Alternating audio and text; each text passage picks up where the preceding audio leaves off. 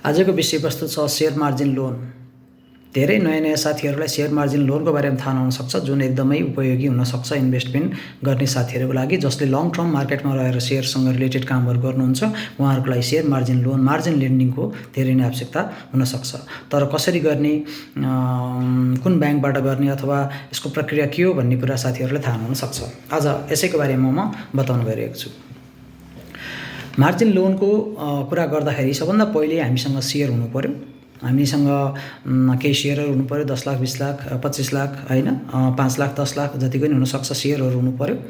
र त्यो सेयरलाई हामीले निश्चित ब्याङ्कमा गएर अथवा फिनान्सियल इन्स्टिट्युसन, फाइनेन्स डेभलपमेन्ट ब्याङ्क्सले सुविधा प्रदान गरेको हुन्छ।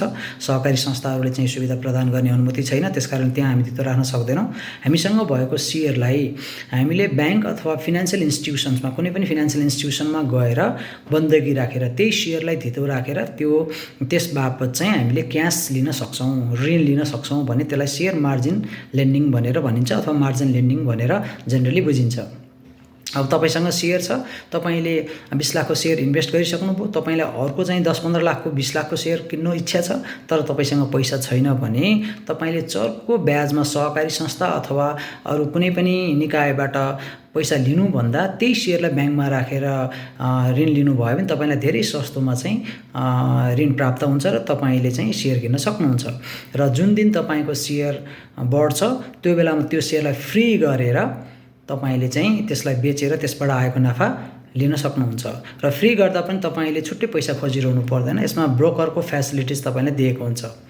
के गर्न पर्यो पहिलो भन्दाखेरि तपाईले निश्चित ब्याङ्कमा गएर अथवा डेभलपमेन्ट ब्याङ्क, फाइनान्स कम्पनीमा गएर तपाईले ऋणको लागि एप्लिकेसन दिनु पर्यो, जसको लागि तपाईलाई धितो केही पनि चाहिँदैन। तपाईको धितो भनेकै तपाईसँग सेयर भएको हुनु पर्यो र तपाईले चाहिँ अलिकति एक्टिभली सेयर बजारमा कारोबार गरिरहनु भएको छ भने ब्याङ्कले तपाईलाई ऋण प्रदान गर्दछ।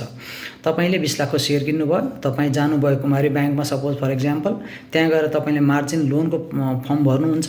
त्यहाँ आवश्यक डकुमेन्ट्सहरूमा क्यापिटल गेन सर्टिफिकेट होइन, तपाईले चाहिँ कारोबार गरिरहँदा सेयर बेच्दा भएको नाफा नोक्सान, जसलाई सिजिटी भनिन्छ, त्यो ब्याङ्कले माग्ने हुन्छ। तपाईको अन्य डकुमेन्ट्सहरू त चाहि नै हाल्यो। त्यो ब्याङ्कमा तपाईले खाता खोल्नु पर्यो र सबै डकुमेन्ट्सहरू ब्याङ्कले भनेको सबै डकुमेन्ट्स तपाईले प्रोभाइड गरिसकेपछि ब्याङ्कले तपाईलाई चाहिँ 50 लाख 1 करोड कति लिने हो त होइन, 25 लाख कति लिने हो त, तपाईले आफ्नो आवश्यकता अनुसार त्यहाँ फर्म भरेर लोनको लागि एप्लाई गर्न सक्नुहुन्छ। सबै डकुमेन्ट पुरा भइसकेपछि ब्याङ्कले तपाईको लोन स्याङ्सन गर्छ र यसको ब्याज दर पनि सुरुमा जुन म्यानेजमेन्ट फी अथवा सर्भिस फी भनेर हामी भन्छौँ त्यो सस्तो हुन्छ। 0.75, कसैले 0.5% मा पनि तपाईको लोनलाई चाहिँ स्याङ्सन गर्ने हुन्छ। अब लोन स्याङ्सन भइसकेपछि तपाईको प्रक्रिया के हुन्छ त भन्दा सर्भिस फिज तपाईले अग्रिम तिर्नु पर्यो। जस्तो मान्नुहोस् 50 लाख तिर्नु भयो भने 50 लाखको 0.75 तिर्नुहुन्छ भने तपाईले 37,500 ब्याङ्कलाई बुझाउनु पर्यो। तपाईको लोन अकाउन्ट ओपन भयो। अब तपाईले आफूसँग भएको सेयरलाई ब्याङ्कमा लगेर राख्नुहुन्छ। ब्याङ्कमा चाहिँ तपाईको जुन डिम्याट स्टेटमेन्ट देखिन्छ त्यो डिम्याट स्टेटमेन्टको प्रिन्ट लिएर गएर ब्याङ्कमा दिनुहुन्छ र ब्याङ्कले आवश्यक कागजात गर्छ, तपाईको सेयरलाई रोक्का गर्छ, उसले आफ्नो नाममा रोक्का गर्छ। तपाईको त्यसलाई भनिन्छ प्लेज होइन, प्लेज अन प्लेज भनिन्छ, प्लेज गरेको, प्लेजमा राखेको भनिन्छ, धितोमा राखेको भनेर भनिन्छ। तपाईले चाहिँ जुन ठाउँमा डिम्याट खोल्नु भएको छ त्यो कम्पनीलाई चाहिँ ब्याङ्कले चाहिँ लेटर लेख्छ र त्यसमा प्लेज सेटअपको लागि लेटर लेख्छ। त्यो कम्पनीले चाहिँ प्लेज सेटअपको लेटर ब्याङ्कलाई पठाइदिसकेपछि ब्याङ्कले आफ्नो डिम्याट कहाँ खोलेको छ त्यहाँ लगेर त्यसलाई आफ्नो नाममा भनौँ न, त्यो रोक्का राख्छ, नाम भन्दा पनि रोक्का राख्छ। अब तपाईले चाहिँ 20 लाखबाट चाहिँ मान्नुहोस् त्यो कसरी ऋण प्रदान गरिन्छ भन्दाखेरि तपाईले कुनै पनि फाइनेन्सियल एप्लिकेसनमा गएर हेर्नुभयो भने, जस्तै मेरो लगानी भयो होइन, नेप्से भयो, शेयर संसार भयो, शेयर हब भयो, जति पनि छ तपाईले कुन चाहिँ फ्रेन्ड लाग्छ त्यसमा गएर चेक गर्न सक्नुहुन्छ। त्यसमा चाहिँ के दिएको हुन्छ भन्दा 120 दिनको एभरेज, 180 दिनको एभरेज, 60 दिनको एभरेज, 90 दिनको एभरेज त्यसरी दिएको हुन्छ नि त। ब्याङ्कले के गर्छ भन्दा 180 दिनको एभरेज प्राइसलाई लिन्छ। जस्तो 180 दिनमा एउटा ए भन्ने सेयर किन्नुभयो, त्यसको 180 दिनको प्राइस चाहिँ एभरेजमा 400 छ भने तपाईले आज 500 हालेर किनेको सेयर भए पनि त्यो एभरेज प्राइस 400 को दरले चाहिँ तपाईलाई ब्याङ्कले लोन दिन्छ।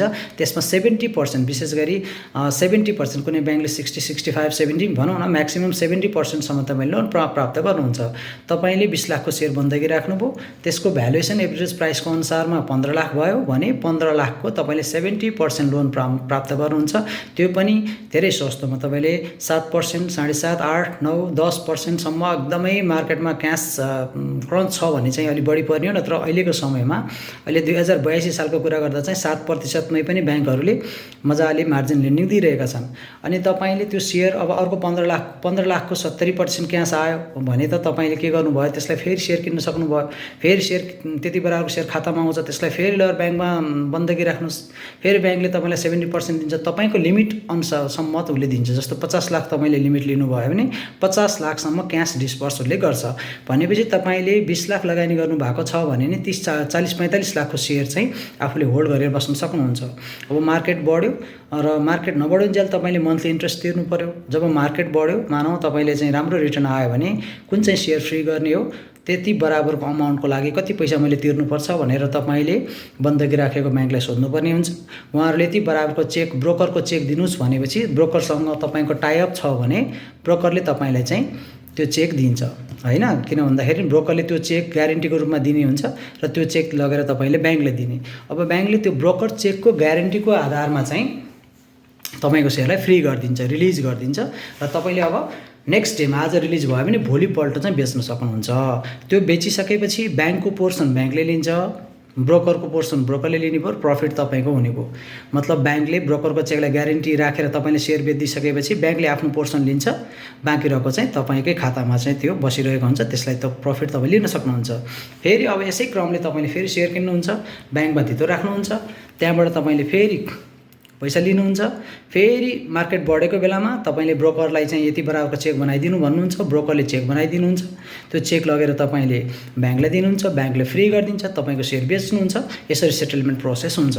भनेपछि नै हामीले कतिपय कुरा नजान्दा, फाइनेन्सियल नलेजको अभाव हुँदा पनि हामीले मार्केटबाट लिने अपर्च्युनिटिज चाहिँ गुमाइरहेका हुन सक्छौँ। धेरै जसोले थाहा नभएको मैले पाएको छु, जसले सेयर मार्केटमै काम गरे पनि मार्जिन लोनको बारेमा धेरैले चाहिँ थाहा नहुने हुँदो रहेछ र प्रोसेस चाहिँ एकदम लेन्दी होला कि गाह्रो होला कि भन्ने उनीहरूले सोचेको हुनाले पनि लोन चाहिँ नलिने मैले पाएको छु। त्यस कारणले चाहिँ यो एउटा नलेजको लागि चाहिँ मैले सेयर गरेको हुँ र तपाईँहरूलाई थप जानकारी चाहियो भने कमेन्ट गर्नुहोला र भिडियो राम्रो लागेमा साथीहरूसम्म पुर्याउनको लागि सेयर पनि गरिदिनु होला।